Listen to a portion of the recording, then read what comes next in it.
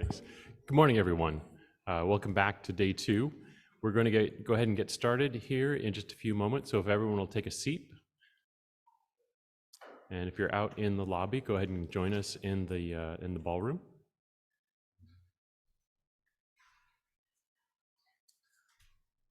And just a little bit more, house cleaning again this morning. The Wi-Fi network is the same as yesterday. It's up here on the screen at the moment. And again, for those of you who are joining via the virtual webinar, you may ask questions via the Q&A feature throughout the meeting, but we will not be having a Q&A after the 2 presentations this morning. And then the second reminder for those of you who are on the webinar that we will be having a break for the virtual attendees during the breakout sessions. And so I think with that, I'd like to have Graham Marsh come back up and kick off the day for us.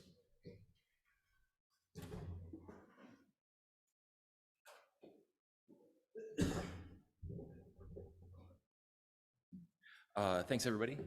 Again, I think Nick just covered this, so same as yesterday. Thank you. Okay, so start out, I'd like to thank everybody again for their contributions to this project so far. I guess a special thank you to the government employees who are spending their last working day before the shutdown here with us.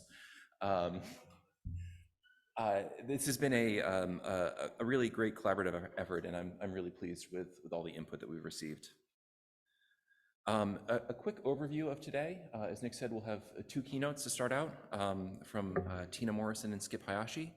And then we're going to go into the breakout sessions that I'll talk about in a little bit more detail in my opening here.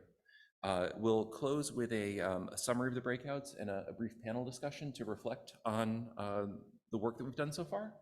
And I hope that we can send you back to your normal lives with a better understanding of the qualification process for complex in vitro models. So just to recap day 1, a big thank you to all presenters and panelists in the audience for your questions and a great discussion on day 1. Again, this project is to focus on using CIVMs to find an unmet need for preclinical DILI prediction. And on day 1, it was a bit hypothetical in some cases, in some sense, that we are, talking about broad strokes. And today, during these breakout sessions, we will get to put pen to paper and think about context of use in a more concrete and realistic way.